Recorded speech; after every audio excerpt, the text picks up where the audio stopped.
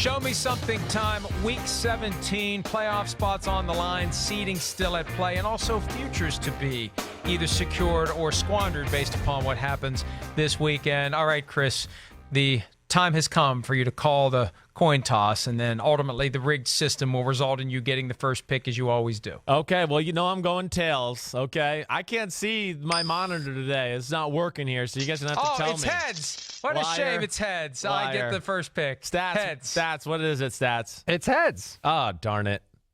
No, it's actually tails. Oh, yeah, it's tails. good. Yeah. Go ahead. You get the first pick. Okay. Thanks for trying, stats. I'm starting. I know, stats. You're out of the trust tree. No longer are you there. The circle of trust, you're out of it. That's one tree with you. I never want to be in that tree. Oh, I don't know. You never know when one of the branches is going to be on fire. All right, go ahead. Okay. I'm going to start out with one of your favorites for the old holiday special. You know who I'm picking number one? The whole Titans organization. There we go. There we go. Bam. Yes. You've spent the last 2 hours trashing the Titans, and now you're going to try to suck up to them. No, I'm not going to try to suck up to them. I'm just trying to tell them that they got to show me something because I don't think you're a playoff caliber football team, okay? And you're going to have to prove it to me this week and beating Andrew Luck and the Indianapolis Colts on Sunday Night Football. There's nothing elite about that football team on the Tennessee Titans. There's a lot of good. There's a lot of solid. I don't see any area that I look at and go elite. I don't look at any one player and go, that's elite. And there are they haven't beat Andrew Luck in his as a starting quarterback since he's been the quarterback of the Indianapolis Colts. Come on, Tennessee Titans. You got to show me something there. So, yeah, they're going to have to show it to me to make me believe that they're a true playoff team and that they deserve to be in. I don't give a damn if it's Blaine Gabbert or Marcus Mariota. I think they're in trouble against the Colts. And Andrew Luck is elite, and that offensive line is elite. And that's why I think they're going to win the football game. But let's see if the Tennessee Titans can show me and tell me to shut up.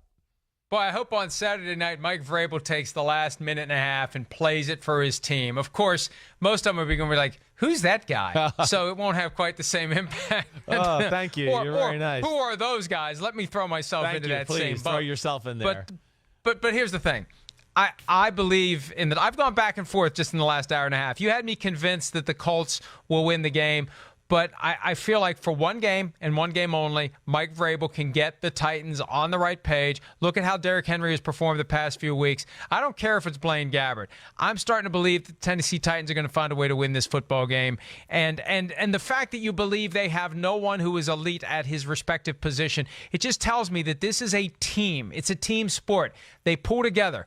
The sum of the parts is greater than the whole, or whatever the cliche is. The bottom line is they're better as a team than they are individually, and that may be why we don't look at any of them as elite. It doesn't matter if any is elite. What matters is who has more points when the game's over. Yep, that's right. Thank you for trying to put holes into my pick there. Now go ahead with yours so I can do the same to you. Well, I think you know what my pick is going to be here. You know me fairly well now. We've been colleagues and friends for over a year. Can I guess? What? Go ahead. I think you're going to pick a quarterback that wears a purple jersey. Lamar Jackson? Nope, not that one. Same number. Kirk Cousins, not Kirk. Kurt, you got to stop being Kurt. You got to be Kirk this weekend because when you're Kurt, it doesn't work. We saw this 2 years ago when Washington was facing a win and in Week 17 scenario against the Giants, who weren't playing for their playoff lives. Washington was, and Kirk was Kurt in that game. And now this year, where the Vikings have had multiple high-profile failures, and look, this was a tough schedule, one of the toughest schedules that any team would have had this year when you consider where they had to play, when they had to play, how the games were strung together, prime time, big spots, and the Vikings are still alive, but they're going to have to prove it this weekend against a team that is still playing for the number 2 seed in the NFC. They'll be doing some scoreboard watching over what the Rams do, and if the Rams are losing to the 49ers, the Bears will be bringing it because if they can get that bye week, that is huge. If they can force the Rams to come back to Chicago, that is even bigger. So this is going to be Kirk Cousins, hopefully for him, not playing like Kurt. So, Kurt, show me that you're really Kirk and do it this weekend. Yeah, I mean, it's hard to push back against that. I get it. I hate about it that it's always about the quarterback. You know me. I mean, I don't like that we always make it just about the one guy when, their offensive line hasn't been great and they haven't run the football, and they're certainly going to need all those aspects as well this week to beat the Chicago Bears. But but here's the thing. Yeah. The guy could have picked. The guy was a free agent. Right? He picked this team. Yes, that's right. He picked this spot. And he held them hostage for more money, and now, yes, he's got to deal with it. I get it. And it's on him right. to live up to the $28 million per year that he's getting, and this is his chance. This is his moment. This is what the Vikings have paid for. And if he fails in this spot, then the decision to sign him fairly can be called a failure. Yeah, I get you. I'm not going to go failure yet, but he did make this bed, and when you make $28 million a year or a little north of that, you're certainly going to invite some criticism when you don't play well and your team that went 13-3 last year doesn't make the playoffs this year. So I totally get that.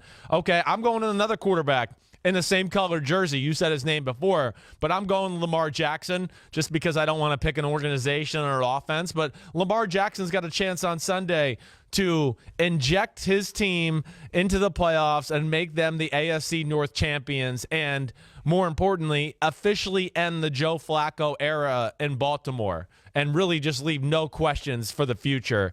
To just say, hey, I'm the franchise quarterback. I brought us here down the stretch with some clutch wins and big wins and playoff-type football, whether that was in Kansas City or I know they lost in Kansas City, but he played very well, or in Los Angeles last weekend against one of the best teams in football where, hey, when they needed big throws, Lamar Jackson delivered. And he's going to have to do that again this weekend because I don't think the Cleveland Browns are just going to roll over for the Baltimore Ravens. Lamar Jackson going to have to continue to play, yes, good football running it, but just make those handful of plays in the pass game that he's done in most of their victories where, yeah, okay, it's not precision like we're going to go, oh, he's 40 of 50 for 400 yards, but the quality of some of his completions are huge, whether they're, 62-yard bombs last week when, oh, no, the Chargers kind of got control of the game back. Bam, he throws a touchdown to Mark Andrews. It changes the game. But here's a chance for Lamar Jackson to control that organization and really have a whole city and fan base behind him with a win on Sunday.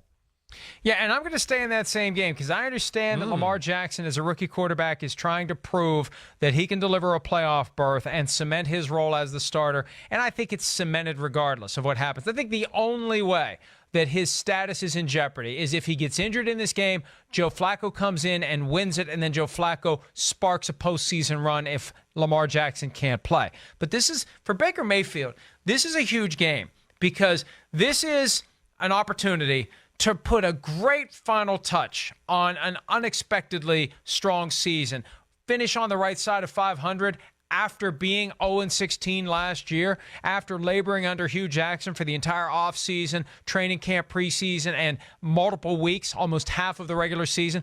For Baker Mayfield to be able to will this team to a victory in a spot where they have nothing to gain other than the satisfaction of winning the last game of the season that leads to nothing beyond the regular season.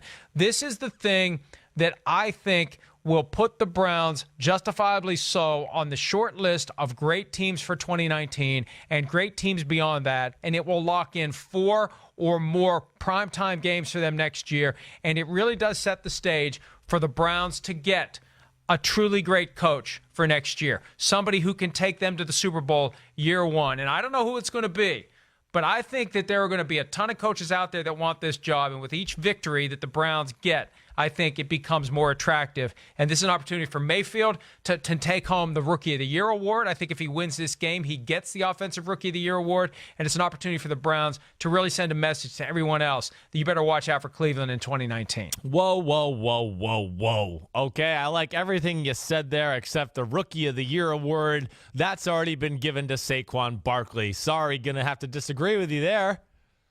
All right. Well, we'll see. If Baker Mayfield wins this game on Sunday, I think Mayfield's the MVP. You'd give it to him? Not the MVP, the Rookie of the Year. Yeah, right. You'd give it to him, though, over Saquon? You Yes. would. Okay. All right. Yes. Man, No rookie has had a bigger impact on his team in the first year since maybe Ben Roethlisberger in 2004 when he ended up starting most of the games and they went 15-1. Well, okay, yeah, you're just talking about being maybe Adrian Peterson in 2007. Okay. All right. I mean, I think Saquon's up there, though. Impact on a team. Yeah. Impact on a team.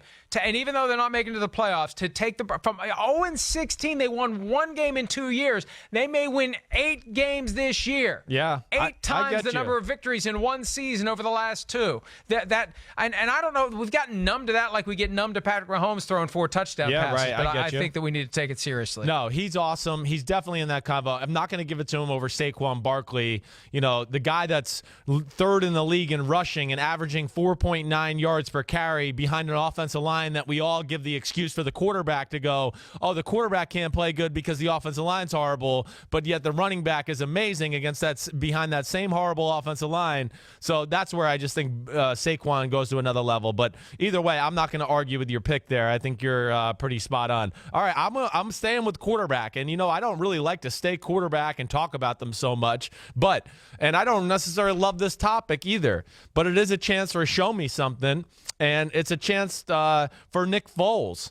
That's who I got to go with my 3rd round pick, just because, hey, yeah, he's shown me some stuff, but he can really show us a lot more here come week 17. You beat the Redskins, you get in the playoffs. I mean, he can put the Eagles in some tough spot. He can, of course, increase his own value across the league after the year's over to become a starter somewhere else and see if he's really willing of that. I don't think he's ever as good as Carson Wentz. I'll never say that at no point, but he's certainly doing some big things. And he's playing a Washington Redskins team that, yes, is out, has Josh Johnson starting at quarterback. They had a DJ Swearinger yelling at the, coaching staff after the game, and they released him this week.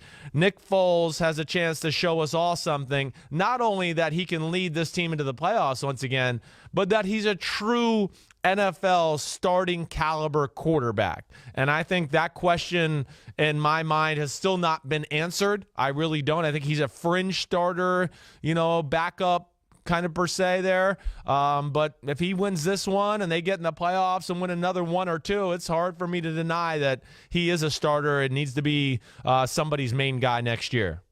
Yeah, look, I understand what you're saying. I just don't think this is the week for it because he's already beaten the Rams. He's already beaten the Texans. We expect him to beat Washington, and I don't think that win or lose, it really is going to change much. He needs to get to the playoffs, so he needs to win and hope for the Vikings to lose and then continue in the postseason to do the things he's been doing. As you were setting that up, I thought you were going to take the guy that I've been squatting on that I think is far more relevant and will deliver victory to me in this Show Me Something draft, and that is a quarterback who hasn't played in a long time and will be playing extensively on Sunday for the New Orleans Saints, and that's Teddy Bridgewater.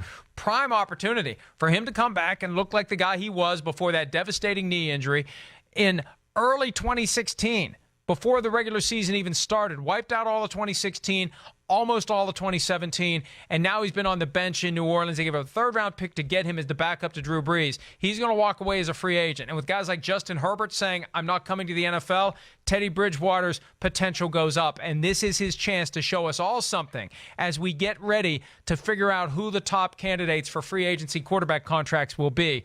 Bridgewater, I think, has a lot more to gain on Sunday than Foles because Foles has already gained plenty the last 2 weeks. Yeah, I mean, Bridgewater certainly has something to gain. You're right about that. We want to see, is he even close to the guy he was before the knee injury? What's he capable on the field? And yeah, is he capable of being that guy you're talking about, which is starting for another football team next year, whether they want to make him the guy going forward or the holdover guy because they drafted somebody? Either way, I think it's very similar to Nick Foles. Like, I don't think the NFL is necessarily sitting here going, oh, Nick Foles is definitely a starter next year because he's proven to me the last 2 weeks. Chris, we got to go. Oh, that's right. Chris can't see me. I got to go. We got to take a break. I was giving you the wrap it up. I forgot you couldn't see me. We'll be back with more PFT Live right after this.